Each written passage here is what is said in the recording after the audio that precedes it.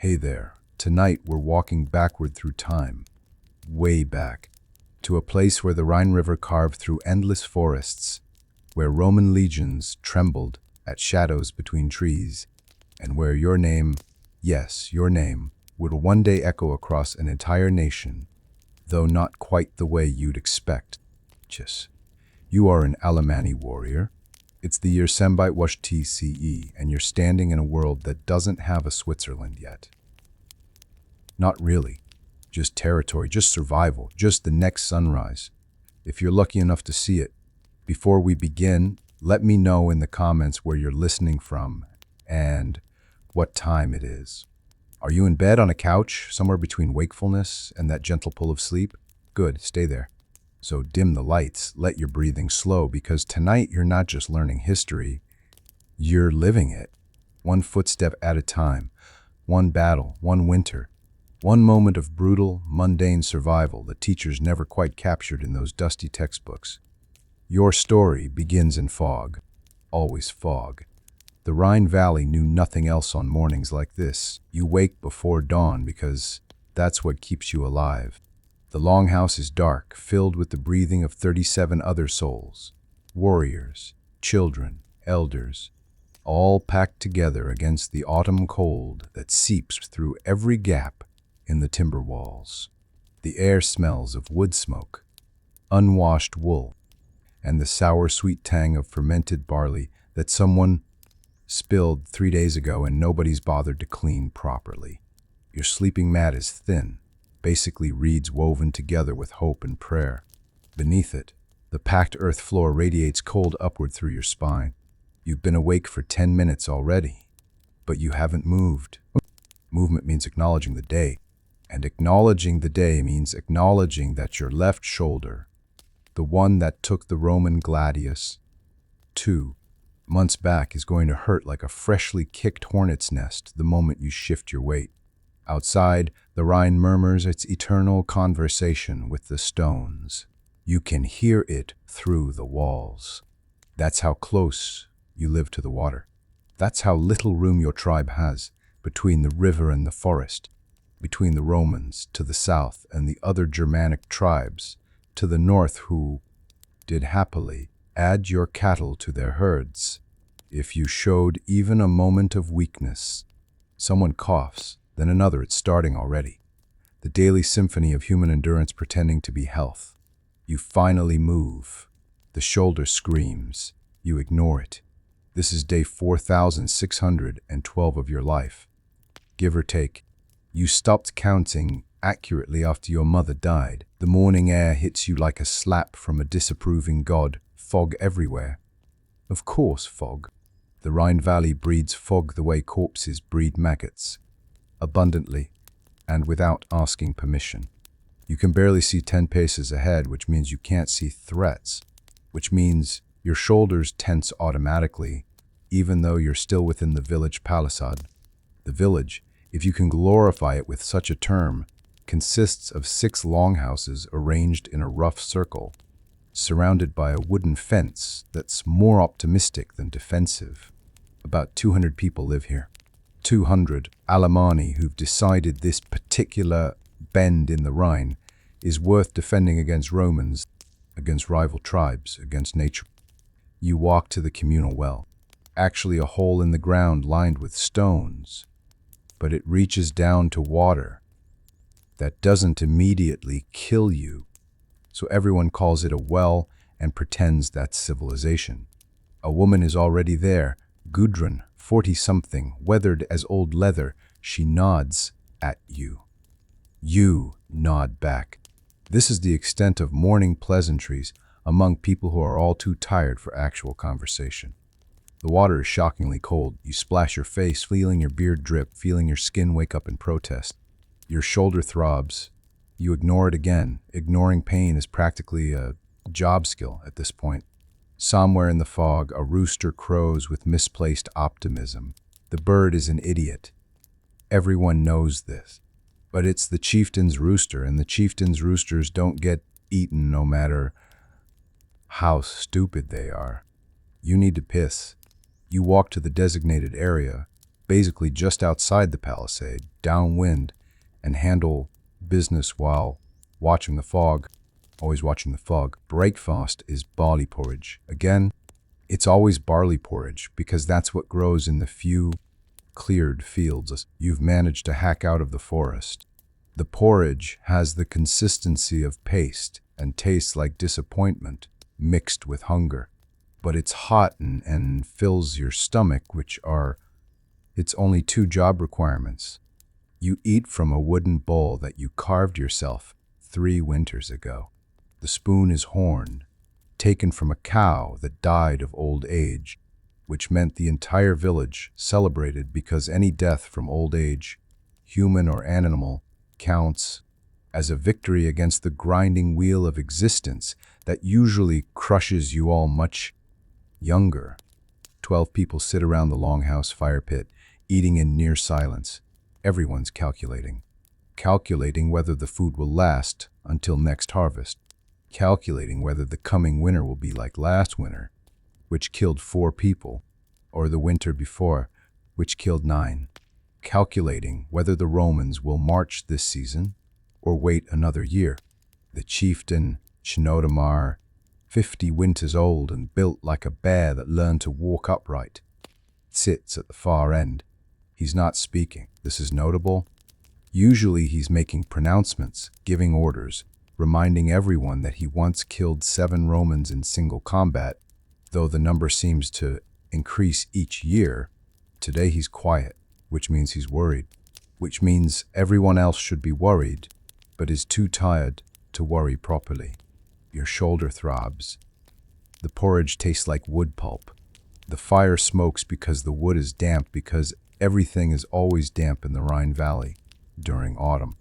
This is normalcy. This is life. This is what passes for peace. After breakfast comes work, not some abstract concept of work. Actual back-breaking, finger-destroying work that defines every moment not spent sleeping or eating. Today's assignment: reinforcing the palisade's northern section where winter storms have rotted 3 posts down to uselessness. You gather with 6 other men near the tool storage. Lean to. Tools here mean wooden-handled axes with iron heads, adzes for shaping timber, rope made from plant fibers that fray if you look at them wrong, and wooden mallets for driving posts. Everything is old, everything is repaired, nothing is replaced until it literally cannot function anymore. Ragomar, who's probably your friend, though friendship is a luxury you don't examine too closely, spits on his palms and grabs an axe. 3 posts, he mutters. Might finish by midday if the wood cooperates. Midday tomorrow if it doesn't. You nod. Conversation is for people with energy to spare. The 7 of you trudge toward the palisade. Your shoulder hurts with each step. You don't mention this because complaining about injuries is for Romans who can afford to rest. You walk, you breathe, you watch the fog slowly lift to reveal gray sky that promises rain but hasn't committed yet. The rotted posts stand like bad teeth in an already problematic mouth. You'll need to dig them out, drag new timber from the forest edge, strip bark, shape the ends, dig new holes, set the posts, pack them with stones and earth, and pray to whichever gods are listening that the whole section doesn't collapse during the next storm. This will take all day, maybe longer. Your shoulder throbs agreement. Digging out a rotted post is like arguing with the earth itself. The earth always wins, but you have to try anyway because the alternative is having no palisade, which means having no defense, which means dying when the next group with weapons decides your livestock looks tasty. You swing the adze. The tool bites into earth that's half mud, half clay, half rocks that shouldn't exist in this combination, but do anyway, because the Rhine Valley has a personal vendetta against ease. Each swing jaws your shoulder. Each jaw sends lightning up your neck. You keep swinging because stopping means the others have to pick up your slack. And shame is a currency you can't afford to spend. Ragomar works beside you, attacking the post from the opposite side. Two other men lever at the post with long wooden poles, trying to rock it loose. Everyone grunts. Nobody speaks. Speech wastes breath that's better spent on labor. 30 minutes pass. The post hasn't budged. Your palms bleed slightly where blisters that never fully healed have opened again. This is normal. Hands bleed during post work. You'll wrap them later with whatever cloth scraps are available and pretend this counts as medicine. The fog has lifted completely now, revealing the forest beyond the cleared zone. Dark pines standing like an army waiting for orders. The forest is patient. The forest knows that eventually you'll fail to maintain the clearing, and it will reclaim everything. The forest has time, you don't. Another swing, another jolt of pain. The post shifts slightly, maybe an inch. Victory, such as it is, by midday, you've removed one post. One. The rotted wood came out in chunks that smell like death and mushrooms, leaving a hole that looks like a wound in the earth. Now comes the somehow worse part. Getting a replacement post from the forest edge, which is approximately 200 paces away, which might as well be 200 miles when the post in question weighs more than 2 full-grown men. The 7 of you stand around the newly selected tree, a pine that's straight enough, thick enough, and close enough to not require a full expedition. Ragomar has already made the first cuts with the axe. The tree is marked. Now it's just the tedious, dangerous, exhausting process of felling it without killing anyone. Falling east announces Wallafrid, the oldest among you at 45, who serves as de facto work supervisor because he survived enough years to presumably know what he's doing. Everyone moves west accordingly. You take your turn with the axe. 5 swings, pass it to the next man. He takes 5 swings, pass it along. A rhythm develops. The tree shudders with each set of impacts. Birds evacuate nearby branches, complaining loudly about the noise. Your shoulder is screaming now. Not figuratively, actually screaming in a way that makes your vision narrow slightly at the edges. You've learned to work through this. You have to learn to work through this. There's no alternative. The village doesn't have enough able-bodied men to excuse anyone from labor, except in cases of literally being unable to stand. The tree creaks. Everyone stops, steps back, watches. The creak intensifies. The tree leans. Someone yells, "Falling!" Unnecessarily, because everyone can see it's falling. The pine crashes eastward with a sound like the world ending in installments. Dragging a full-size pine trunk 200 paces sounds simple until you actually try to do it. Then it reveals itself as a special kind of torture devised by gods who, specifically Night, hate the Alemanni and want them to understand their place in the cosmic hierarchy, which is somewhere below cattle but above rocks. You've tied ropes around the trunk. Everyone grabs a section of rope. On Wallafrid's count, heave, you all pull. The trunk moves approximately 6 inches before stopping dead, as if it suddenly remembered it weighs as much as a horse and has no desire to relocate. Again, heave another 6 inches. Your shoulder makes a sound that shoulders shouldn't make. You ignore it. Pull harder. The rope bites into your already raw palms. Blood makes the rope slippery. You adjust your grip. Pull. This continues for an hour. 200 paces might as well be 200 Roman miles. The trunk catches on every rock, every root, every slight depression in the earth. It fights you. You fight back. The trunk doesn't care. It's wood. It has no nervous system. It feels no pain. You hate it for this. Halfway to the palisade Beto, the youngest and roundest, collapses. Just drops to his knees, lets go of the rope, breathing like he's trying to inhale the entire world. Nobody criticizes him. This job breaks everyone eventually. He's just first today. Rest, Wallafrid commands. Everyone drops immediately. You sit in the mud because standing requires more energy than you currently possess. Your shoulder throbs in rhythm with your heartbeat. You can feel it swelling under the bandage. 3 minutes rest, then back to pulling. Because the trunk won't drag itself, you get the trunk to the palisade. Eventually, that's about all that can be said for the achievement. 7 men reduced to shaking, bleeding, barely functional versions of themselves. But the trunk is there. Now comes the artistic portion of the program. Stripping the bark and branches, shaping the end into a point that will drive into earth, cutting it to height, so the palisade maintains something resembling uniformity. This takes axes, adzes, scrapers, and patience that none of you possess but fake anyway, because the alternative is having a gap in the defense. You work on bark removal, sliding a scraping tool under bark sections, and pulling them off in long, satisfying strips that reveal the pale wood underneath. This is actually one of the better tasks, requires focus and care rather than brute force. Your shoulder appreciates this. Your hands don't particularly care because they hurt, regardless of what you're doing with them.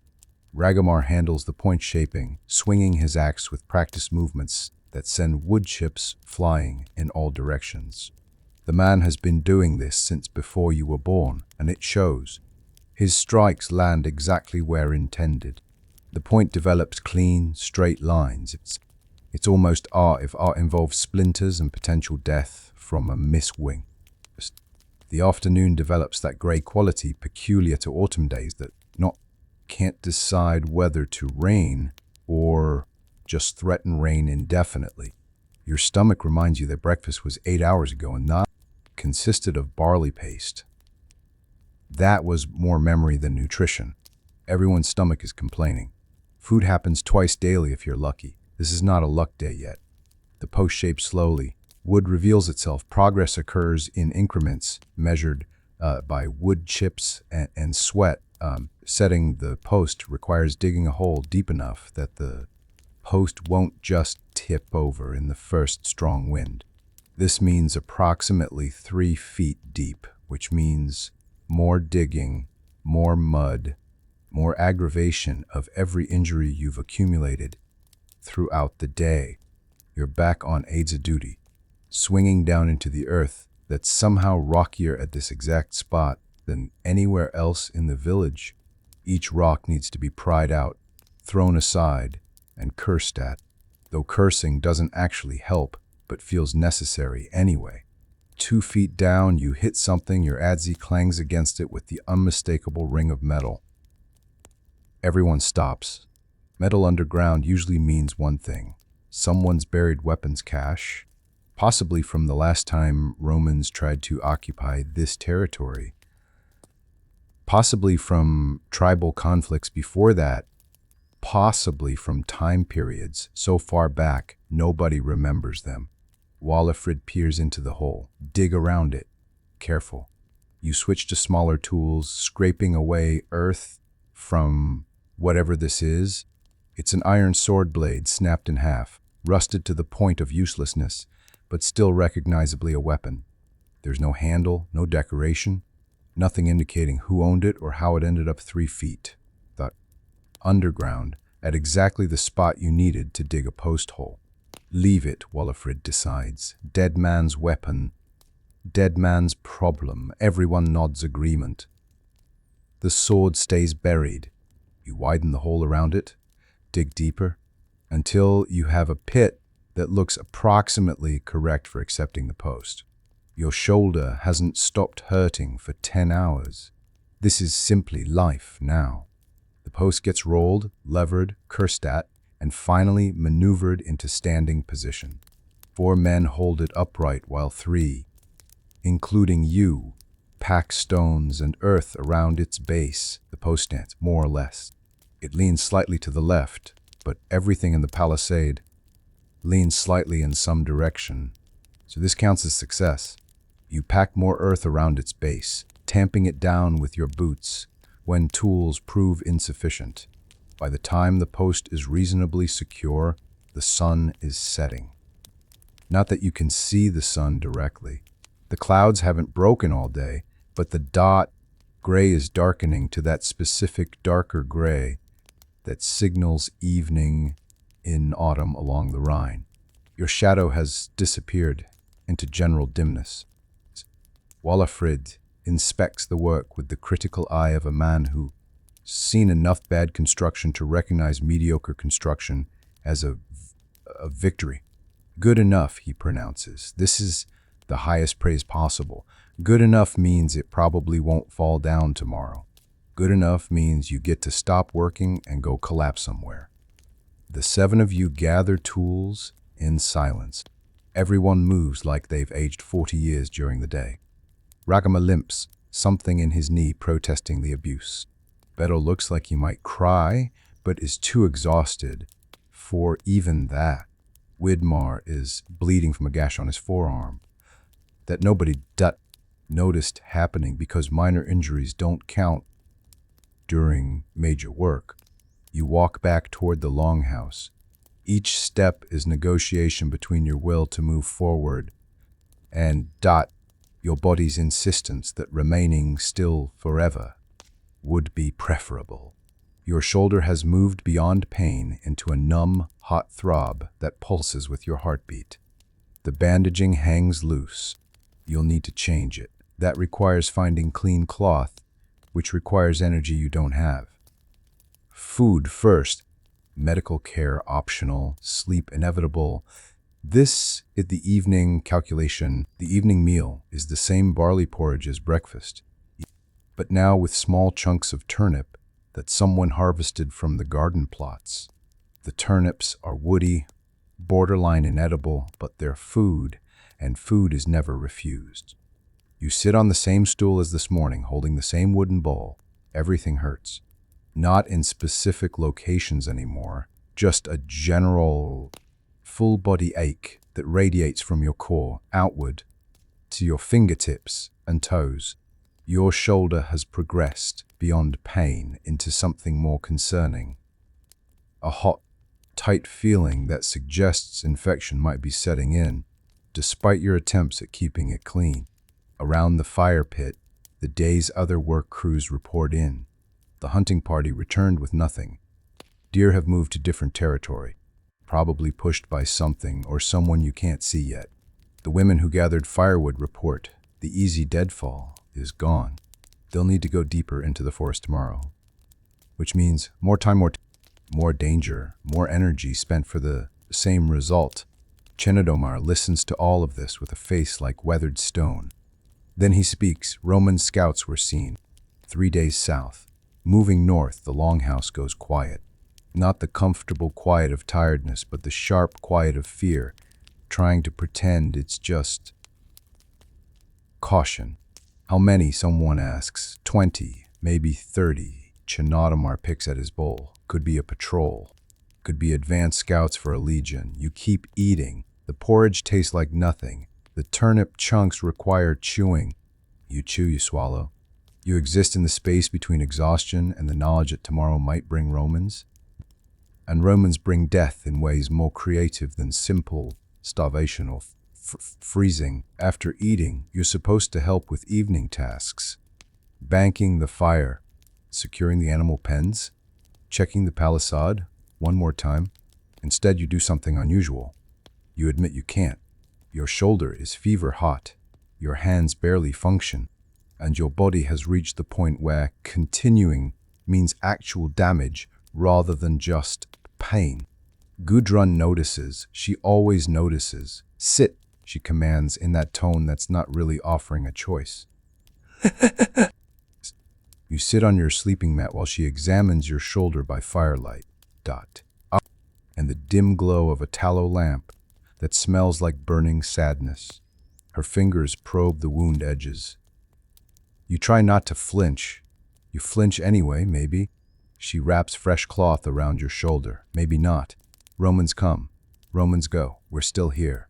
Been here longer than Romans even knew we existed. This is meant to be reassuring. It's not particularly successful at that job, but you appreciate the attempt, sleep comes in fragments. You drift off. Wake when your shoulder throbs, drift off again. Wake when someone snores too loudly. Drift off. Wake when the fire pops, sending sparks upward. This is normal sleep in the longhouse. Nobody achieves actual restful sleep here. You accumulate enough unconsciousness to technically count as rest. Then morning happens whether you're ready or not. Tonight's sleep is worse than usual because every time you drift toward deeper unconsciousness, your mind conjures Romans, not the actual Romans you fought, scarred, exhausted soldiers who bleed and die like anyone else. Dream Romans are different. Tala, endless. Their armor gleams impossibly bright, their formations never break. Their gladi find flesh with mechanical precision. You wake gasping from one such dream, hand going instinctively to your sacks before remembering where you are. Safe, relatively. For now, the longhouse is dark except for the fire pit's red ember glow. Someone is crying softly in the corner. Probably one of the children having their own nightmares. Someone else is coupling with their partner, trying to be quiet about it, and failing completely. Life continues in all its mundane variations. Even when Romans march north, you touch your shoulder through the bandaging. Still hot, still swollen, but maybe not worse. Hard to tell in darkness when you're half asleep and half terrified. Outside, a wolf howls. Or maybe a dog. The line between wolves and the village's half-wild dogs is negotiable at best. Another howl answers from farther away, talking to each other about whatever wolves and dogs discuss in the autumn night. You close your eyes, chase sleep.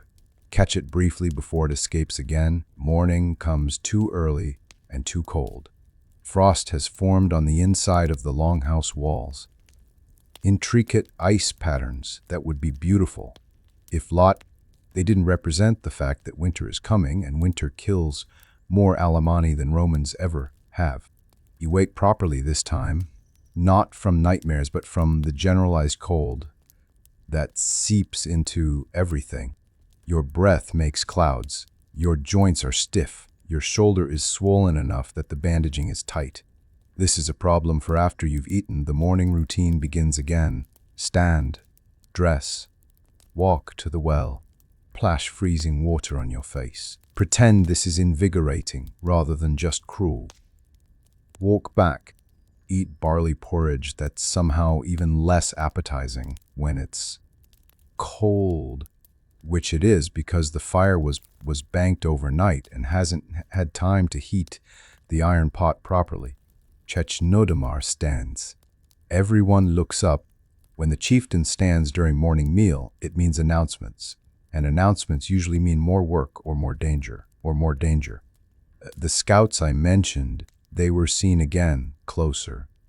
1 day south, now, not 3. He pauses, letting this sink in. We prepare defenses, check all palisade sections, sharpen weapons, move livestock inside the palisade at night. Women and children ready to evacuate to the forest caves if necessary. This is not theoretical preparation. This is, we might actually fight Romans preparation. Your stomach, already unsettled from cold porridge, tightens further. Walafrid will organize work crews. Any man who can hold a weapon will hold a weapon. Any woman who can throw a rock will have rocks ready to throw. Chnodamar sits back down. Eat. Then work. Weapon inspection happens in the central area between longhouses, where everyone can gather, every male over 13, and some of the women lay out their weapons for Chnodamar and Walafrid to examine. This is less about military precision and more about confirming nobody's weapon has rotted to uselessness without them noticing. Your arsenal consists of 1 sax, 13 inches long, iron blade that's seen better decades, but still holds an edge. 1 spear, ash wood shaft, iron point that you've straightened 3 times after it bent in combat. 1 small axe that doubles as tool and weapon. That's it. No armor except a leather vest that might stop a weak thrust, if you're extremely lucky. No shield, because shields are expensive and you're not. Chit Snodamar examines your sea axe, testing the edge with his thumb. Dull, he pronounces. Sharpen it. Today, Wallafrid looks at your spear. The shaft has a crack. Replace it before fighting. A broken spear is worse than no spear. You nod.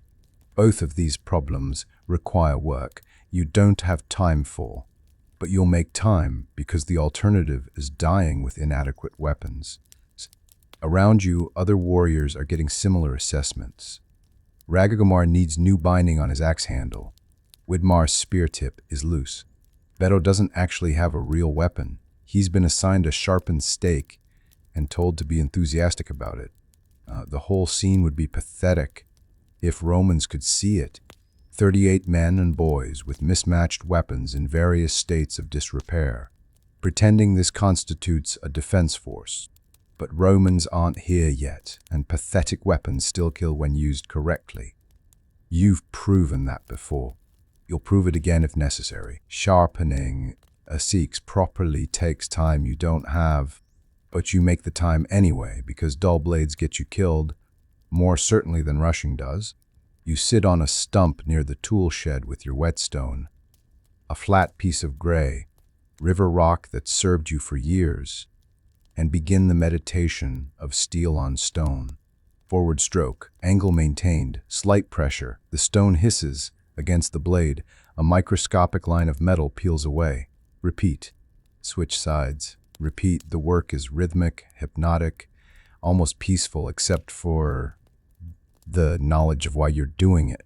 Ragammar works beside you, rebinding his axe handle with fresh leather strips salvaged from a cow that died last week.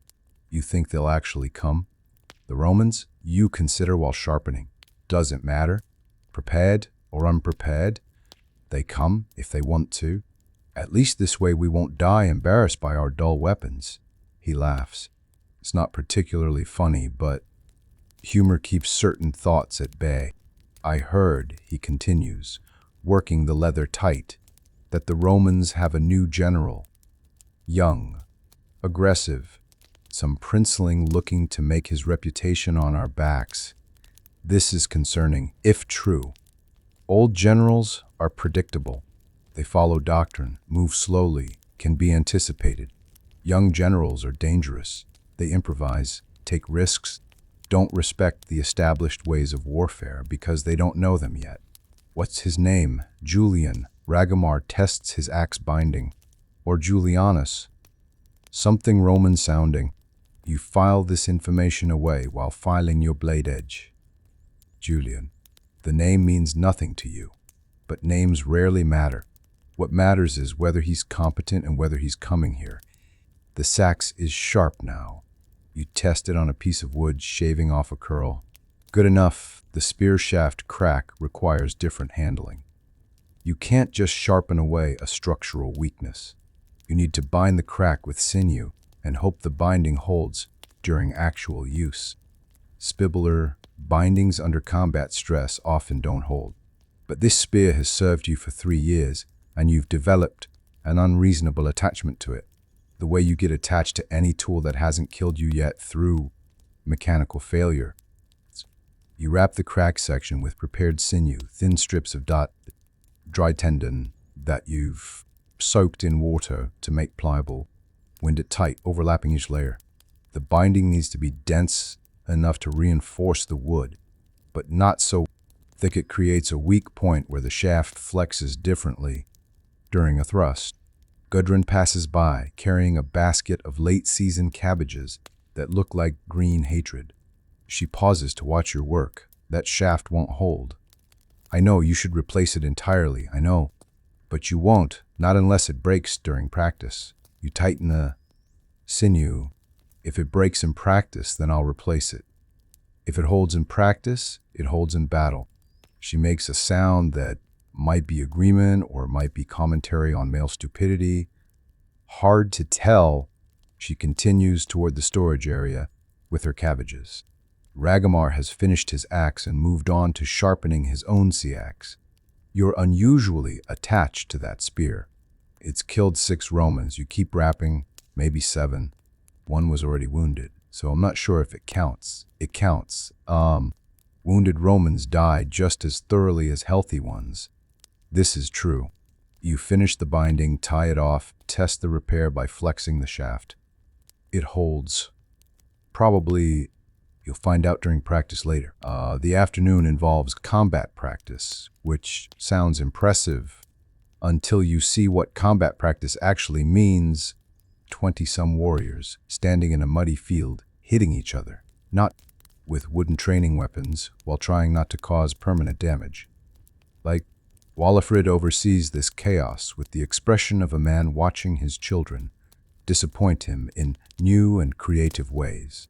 "Shield wall," he shouts. Those who have shields, about 12 men, form a ragged line. Those without shields, including you, stand behind them with spears. The concept is simple. Shield bearers block and absorb attacks while spearmen thrust through gaps. In theory, it's effective. In practice, it requires coordination that your village has never quite achieved. Advance. The line moves forward. 3 steps in, someone trips. The line bunches. A shield bearer turns the wrong direction. 2 spears nearly impale friendlies. Walafrid yells something extremely uncomplimentary about everyone's ancestry and intelligence. Again, you reform. Try again. This time manage 5 steps before someone's shield binding breaks and the shield falls apart into 3 pieces. Walafrid yells more creatively. Again, by the 6th attempt, you're moving almost smoothly. Almost. Your shoulder is bleeding through the bandaging again from spear work. Your hands are raw from gripping the spear shaft. Your legs are shaking from the constant stance adjustment. No, everyone looks like they've been in actual combat, despite this being practice. Acceptable, Walafrid finally admits, which is his version of high praise. If Romans were one-legged, blind, and stupid, you might survive an hour. He's probably being generous. After practice, there's brief respite before evening meal. You use this time to collapse behind your longhouse, where nobody will see and judge you for being human, sitting with your back against the timber wall, legs splayed out, breathing like you've run from Rhine to Alps without stopping. Your shoulder wound has opened completely. The bandaging is soaked. You peel it back carefully, revealing the sword slash that's now infected, oozing, and generally looking like the kind of thing that kills you slowly unless someone addresses it properly. Yeah, Gudrun's medicine helped, but spear practice undid. That helped comprehensively. You pour water from your personal water skin onto the wound. It stings. Everything stings at this point. Clean-ish water is the best you can do right now. You'll find Gudrun later for proper rebandaging and probably another lecture about not overtaxing injured bodies. A child appears around the corner. Berthild, maybe 7 winters old, daughter of someone you can't remember right now because exhaustion has melted your brain. She stares at your bloody shoulder with the frank interest. Children have before they learn to pretend they don't notice horrifying things. "Does it hurt?" she asks. "Yes. Are you going to die? Probably not from this." You manage something resembling a smile, maybe from something else later. This seems to satisfy her curiosity. She wanders off to do whatever 7-year-olds do when not interrogating wounded warriors. You close your eyes. Rest for 5 minutes. That's all you can afford. Work continues. Work always continues. Evening meal comes with news. The Roman scouts were seen again, close enough that the hunters could describe their gear. Standard legionary equipment. Red cloaks, metal armor, short swords, those rectangular shields that lock together into walls of wood and metal. 20 scouts means at least 2,000 soldiers somewhere behind them, probably more Chenodomar addresses this information with characteristic directness. If they come, we fight. If we lose, the survivors run to the forest caves. The elderly and children leave tomorrow morning for the caves regardless. We won't wait until Romans arrive to evacuate those who can't fight. Someone asks, what you're all wondering, what if it's not a raid? What if it's conquest? What if they plan to stay? The Longhouse goes very quiet. Raids you can survive, fight, lose some people, rebuild. Conquest means Romans moving in permanently, bringing their roads, their laws, their taxes, their complete unwillingness to let you live the way you've always lived. Conquest means the end of being Alemanni in any meaningful sense. Chenodomar doesn't answer immediately. When he does, his voice is harder than you've heard it. Then we die making them regret it. Let them have the land, they can't have us. This should be inspiring. Instead, it's terrifying in its honesty. You're all prepared to die rather than submit, but preparation doesn't make the dying part more appealing. You eat your porridge. It tastes like everything that's about to be lost. The next morning arrives gray and cold with fog, so thick you can't see the palisade from the longhouse door. This is both blessing and curse. Romans can't see to attack through fog, but you can't see them coming either. Visibility works both directions, a fact that provides no comfort whatsoever. The village transforms throughout the morning. Children and elderly gather near the eastern gate, preparing for the march to the forest caves 3 miles north. They carry what they can, blankets, food stores, cooking pots. Everything else stays behind because everything else is either too heavy, or too likely to be stolen anyway. If Romans arrive, you help load an elderly couple onto a cart pulled by the village's most expendable ox. The man, Theuderic, is 70-something and can barely walk. His wife, Ludmilla, is younger but blind, has been for a decade. They shouldn't be alive at their age and condition. The fact that they are speaks to either luck or the village's unusual willingness to support those who can't work. That support ends if Romans occupy the village, so they're evacuating. Theuderic grips your arm as you help him into the cart. Kill some Romans for me. I killed plenty in my day. How many, you ask, playing along? 14, maybe 15. His grip is surprisingly strong for someone so old. Make it 20 total. For the village, you nod. 20 Romans. Understood. He releases your arm, satisfied. The cart moves off into the fog, disappearing within 20 paces. You listen to its wheels creak until even that sound fades. The village feels emptier now. Quieter, like something essential has been removed, with the vulnerable evacuated. The remaining warriors turn to final defensive preparations. This means filling water barrels in case of siege. Unlikely, but possible. This means stacking stones in piles near the palisade for throwing. Primitive, but effective. This means positioning the few actual weapons you have, spare spears, axes, anything sharp, at key defensive points.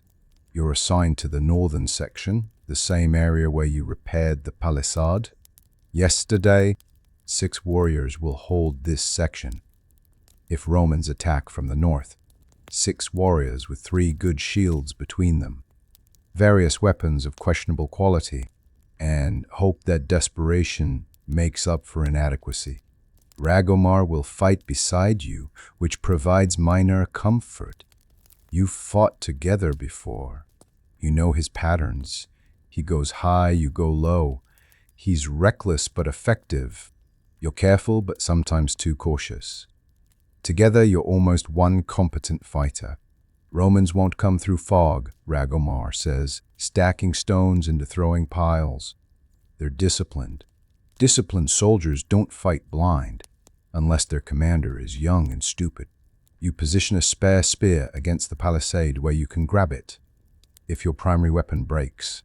The Julian fellow, young commanders want glory. glory comes from unexpected victories. Attacking through fog is unexpected. Ragomar considers this while stacking another stone. So we're either safe until the fog lifts or completely surprised when they attack through it. Yeah, exactly. I hate you for making sense. You almost smile. Almost the fog presses in. Somewhere out there, Romans are doing their own preparations, or marching, or waiting. The not knowing is worse than the fighting. Midday comes with no change. The fog persists. No Romans appear. The village exists in a state of suspended animation, everyone ready for violence that hasn't arrived yet. This creates its own exhaustion. You can only maintain high alertness for so long before your body starts treating everything as background noise. Walafrid rotates guards, ensuring someone fresh is always watching each palisade section. When he gets to you and Ragomar, he grunts assessment. You two look half dead already. Full dead would mean we're resting, Ragomar responds. Full dead would mean we're resting, Ragomar responds. Half dead means we can still fight. Rest. 1 hour. Then back here, Walafrid gestures to the longhouse. Eat something. Check your gear. Sleep if possible. You obey because refusing orders from Walafrid is both pointless and stupid. Walk back to the longhouse, where a small fire and some food has been maintained for the guards. The food is cold porridge, again, always, but someone has added honey, which is enough of a luxury that you actually notice what you're eating for once. Gudrun is there, sewing leather patches onto someone's tunic. She looks up as you enter. Shoulder?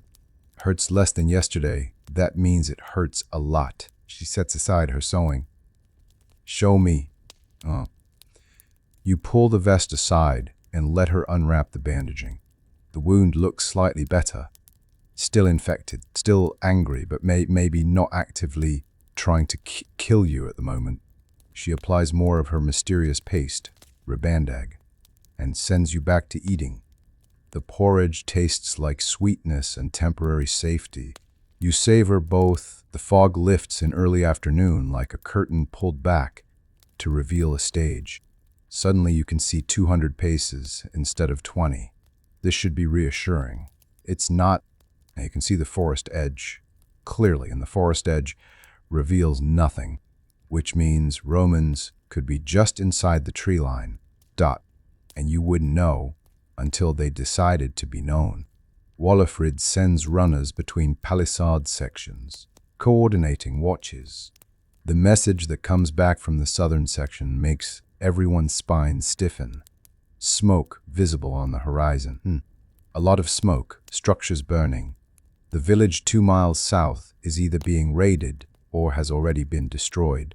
Sheshnodomar assembles all fighters in the central area, 32 warriors all told. Not an army, barely a respectable ambush party, but it's what you have. We don't know if Romans are coming here next, Shnodomar says, voice carrying across the gathered men. We don't know if this is raid or conquest. We don't know anything except that Alemanni are dying south of us. And if we run now, we die tired. If we fight now, we die fighting. This is not inspiring. This is honest. Sometimes honesty is more useful than inspiration positions. Watch rotations every 2 hours. No one sleeps tonight except in shifts. If they come at dawn, and they usually do, I want everyone ready to make Romans.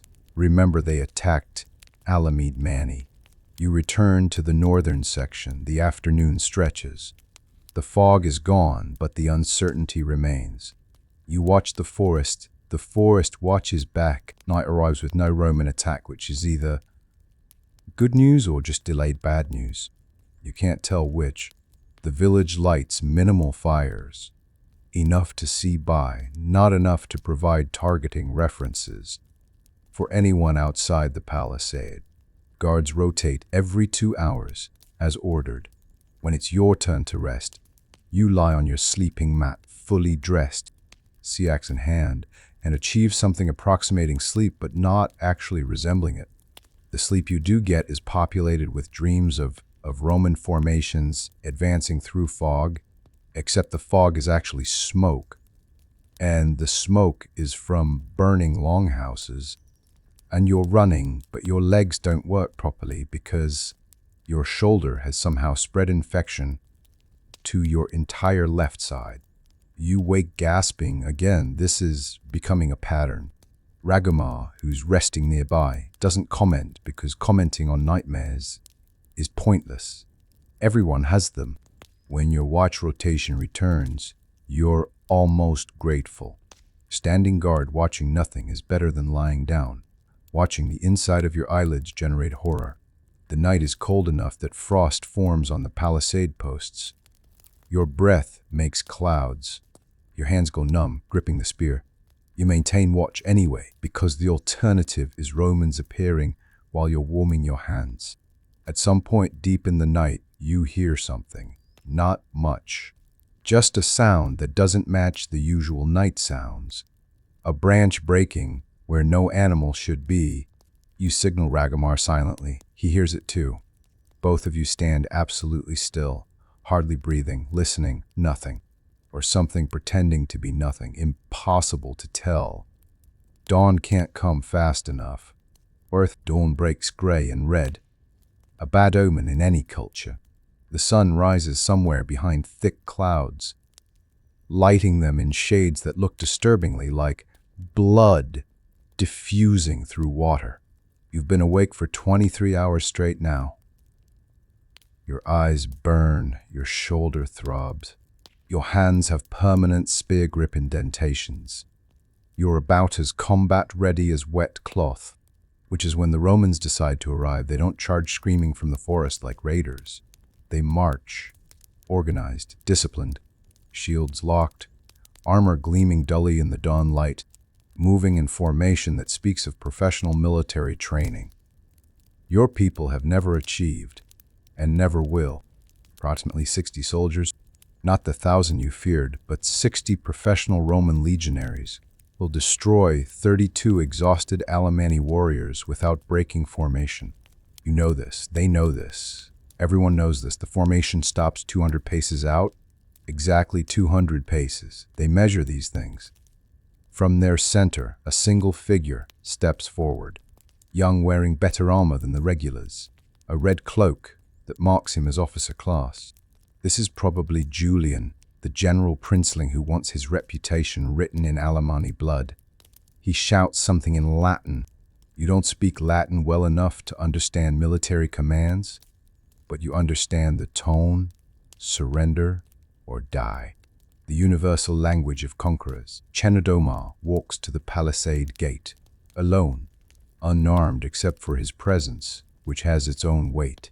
He shouts back in the Germanic tongue, knowing the Romans probably have a translator. This is Alemanni land. You're not welcome. Leave. The young Roman, Julian, seems almost amused. He responds in accented but understandable Germanic. This is Roman land. You're squatting on it. We're reclaiming what's ours. The negotiation, if you can call it that, continues for several minutes. Chenodomar states, your people have lived here for generations. Julian counters that Rome has claimed all lands west of the Rhine. Chenodomar says the Rhine doesn't belong to Rome either. Julian says military superiority creates ownership. Chenodomar says 60 Romans aren't sufficient for conquest. Julian smiles and says these 60 are merely the advance unit. Behind Julian, more soldiers emerge from the forest. Then more. Within 10 minutes, you're looking at approximately 300 Roman legionaries, all in formation, all professional, all equipped with gear your people can't manufacture and can't afford. This is conquest. This is the end of your world wearing polished armor and carrying rectangular shields. Chenodomar returns to the palisade, gathers the warriors. His face shows nothing, which tells you everything. We can't win this. Someone states the obvious. Then we run. To where? They'll chase us, hunt us, kill us in the forest where we can't even form defensive positions. Chenodomar's voice is steady. Or we negotiate. Negotiate what? Our slavery? Ragomar spits our survival. Our people survive, even if we don't fight today. Children grow up, rebuild, remember who they are. Dead people remember nothing. This goes against every warrior instinct, every song about heroic last stands, every story about glorious death in combat. This is choosing life over honor, survival over glory, continuation over conclusion. It's also probably the right choice, which makes it worse. You wait for someone to argue. Nobody does. Everyone understands mathematics. When 300 soldiers are counting, the negotiation happens with Chinadamar and two elders walking out to meet Julian, Dakdout, and his officers in the neutral ground between palisade and Roman lines. You watch from your position, unable to hear words, but able to see body language. Chinadamar stands straight, despite knowing he's negotiating from weakness. Julian stands relaxed, confident, occasionally gesturing toward his massive formation, as if to remind everyone who holds the power here. The discussion lasts perhaps 20 minutes. Then Chinadamar returns, and his face has aged a decade in those 20 minutes. Terms, he announces to the gathered warriors. We provide supplies, grain, livestock, whatever food stores we have. We provide guides through the territory. We provide laborers to build a Roman marching camp 2 miles west. In exchange, they don't burn the village. They don't enslave everyone. They move on after the camp is built.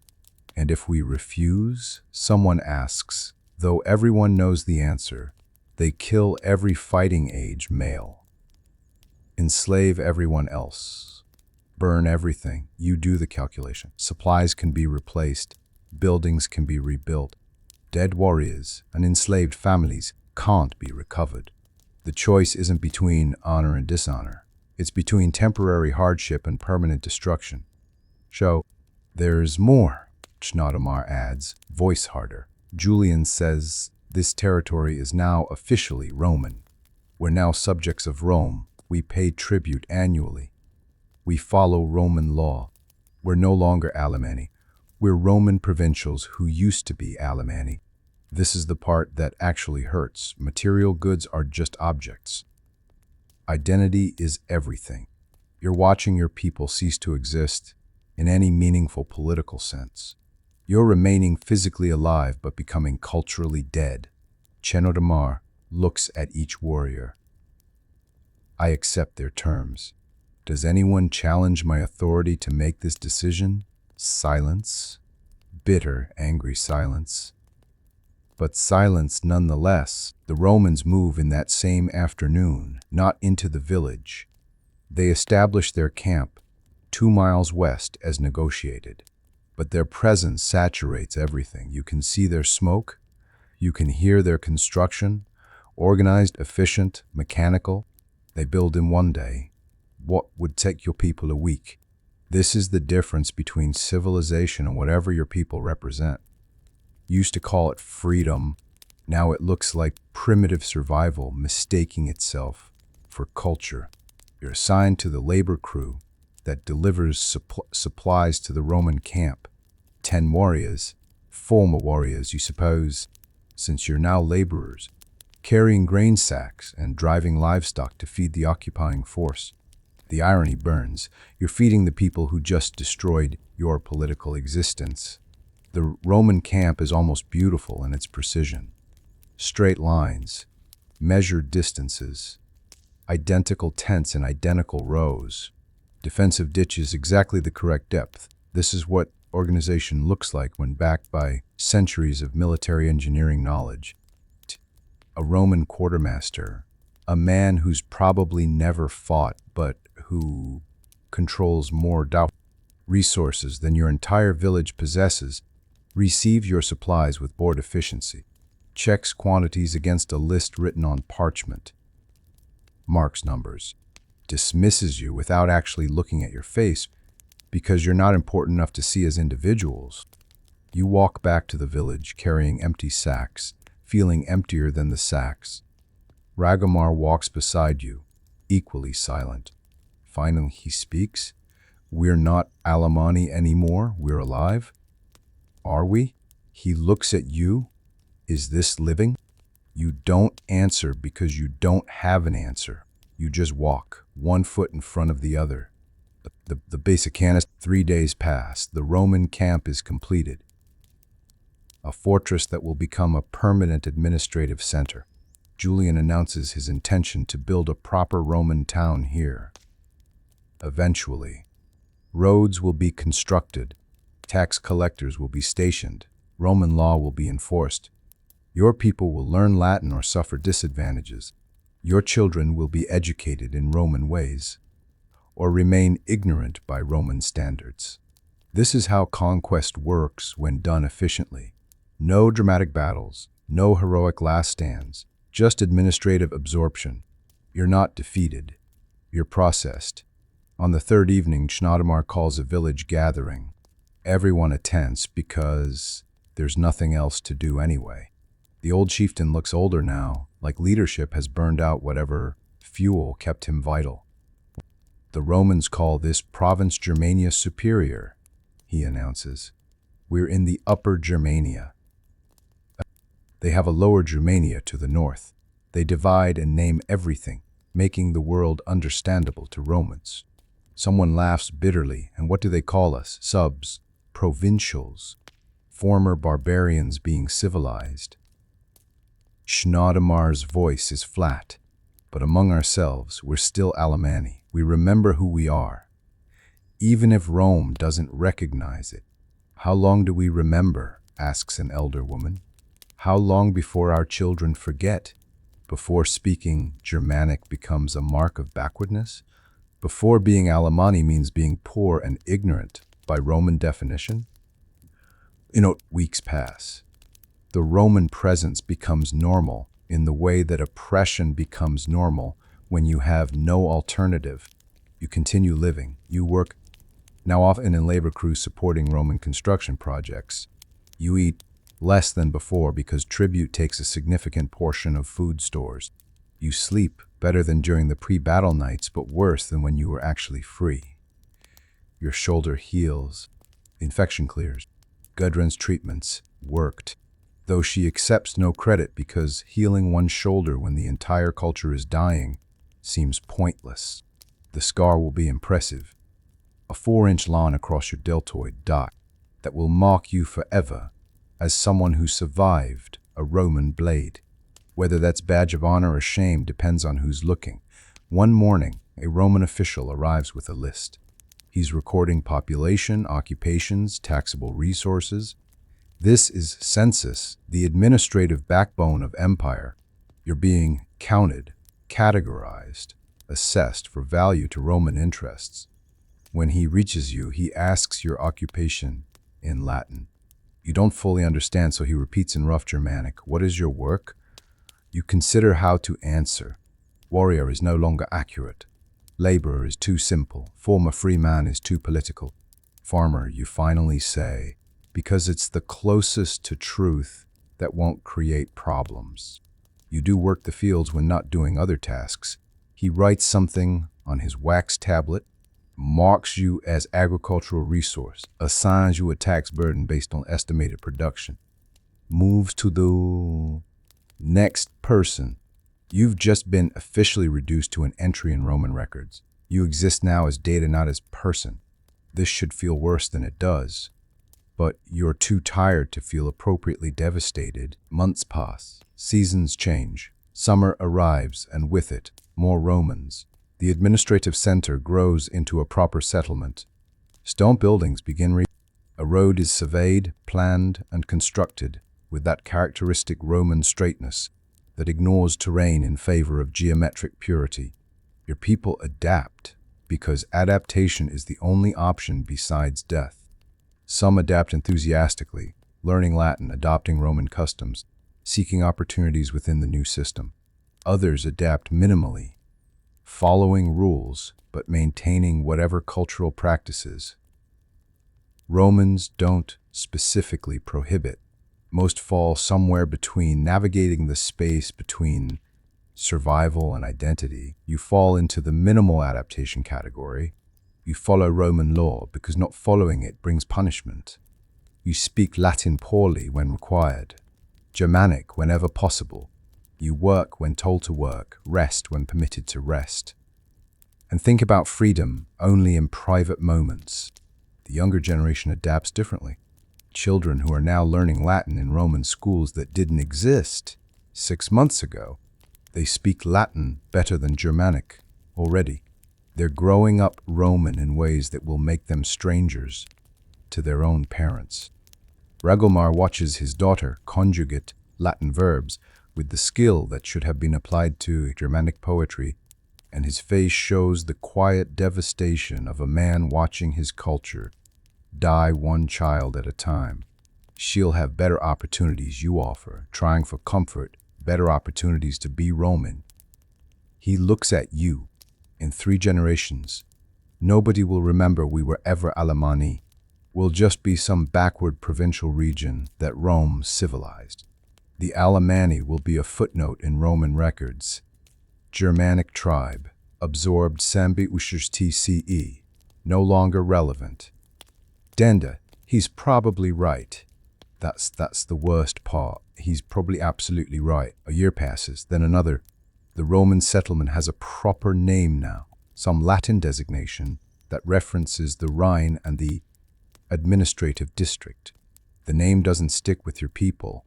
You still call it the village in Germanic when among yourselves, though you use the Roman name when speaking to officials. Julian has moved on to other conquests, other provincial appointments, other barbarian tribes to absorb. A different Roman administrator manages the territory now. An older, practical man less interested in glory than in efficient tax collection. Somehow this makes things worse. The enthusiasm of youth could be resisted. The bureaucratic competence of experience can't. Your people continue. You marry eventually. A woman named Suna who lost her first husband in the pre-conquest period, leaving her with 2 children who need a father more than they need romance. It's practical arrangement more than love match, but practicality has value. You work the fields together, raised her children as your own, produce new children who grow up never knowing what freedom felt like. Your oldest stepson asks you one evening, speaking in Latin because that's his natural language now, "Father, were you really a warrior once?" You answer in Germanic, forcing him to remember the language he's forgetting. "Yes. Briefly, a long time ago." "Did you fight Romans?" "No, I prepared to fight them, then we negotiated instead." "That was smart." He says this admiringly, as if avoiding combat is wisdom rather than necessity. You don't correct him. Wisdom or cowardice, survival or defeat, the distinctions matter less with each passing year. You're alive. Your people continue existing, even if what they're existing as has changed fundamentally. Maybe that's enough. You're no longer sure what else to hope for. Decades pass. You're old now by any standard, 50-something, though exact age is uncertain because you stopped counting after the conquest. Made years feel meaningless. Your children are adults. Your children have children of their own who speak only Latin and court. Think of themselves as Romans who happen to live in Germania Superior. The village, the town really, because it's officially a Roman municipium now, has a forum, a bathhouse, a proper temple to Roman gods. Though some people still honor the old Germanic deities in private, the distinction between Roman and Germanic has blurred to the point of near invisibility. You're all just provincials now, some with better Latin than others. Schneidermar died 5 years ago. Walafrid died last winter. Gudrun died the winter before that. Ragomar is still alive. Surprisingly, though he drinks too much and speaks too little. The 2 of you sit sometimes, old men remembering a world that nobody else cares about anymore. "Do you remember?" Ragomar asks one afternoon, both of you drunk on wine, Roman wine, naturally, what we called ourselves? Before Rome, Alemanni, right? Alemanni. He rolls the word around in his mouth like he's testing its flavor. People ask me sometimes what it means. I tell them it means wall the men, like we were united. Like we mattered, we did matter. To who? Rome consumed us, didn't even digest us, just absorbed us. We weren't conquered in battle, we were administratively processed. He laughs bitterly. Our great martial culture ended with paperwork. You drink more wine, he's not wrong. The Alemanni ceased existing not through military defeat, but through census records, tax obligations, and legal integration. You died quietly on paper. In Latin, the name survived, though, you note. People still say Alemanni sometimes. The region, the people who used to be here, used to be. He raises his cup to used to be. You drink to that, to used to be, to the tribe that existed briefly, made no empire, won no great victories, but lived and died and left a name behind you die in your sleep one winter night. No drama, no battle, no significance. Just an old man reaching the end of natural lifespan in a Roman province. That used to be something else. Your family buries you in the Roman manor because that's the only manor anyone remembers. Now, a stone marks your grave with your name in Latin letters. It doesn't mention that you were once a warrior, or that you belonged to the Alemanni, or that you witnessed the end of something that maybe never was much to begin with, but was at least yours. The town continues, the region continues. The name Alemanni persists in Roman records, in local usage, in the way conquered people's names linger long after the people themselves have been absorbed. Centuries later, the name will attach itself to the region, and then to a people, and then to a place. The Swiss will be called Alemanni by their French neighbors, les Allemands, though Switzerland itself is something different, something that won't exist for over 1,000 years after your death. The German peoples will carry the name forward in various forms. Alemannic German, Alemannic dialects. The Alemanni as a cultural, linguistic group that's both connected to and distant from your original tribe. So yes, in a way, a very indirect, administratively processed, culturally transformed way, the Alemanni tribe gave Switzerland its name, sort of the same way that a river gives its name to the land it flows through. By being there first, by leaving a mark, by providing a word that survives, long after the original meaning has been forgotten.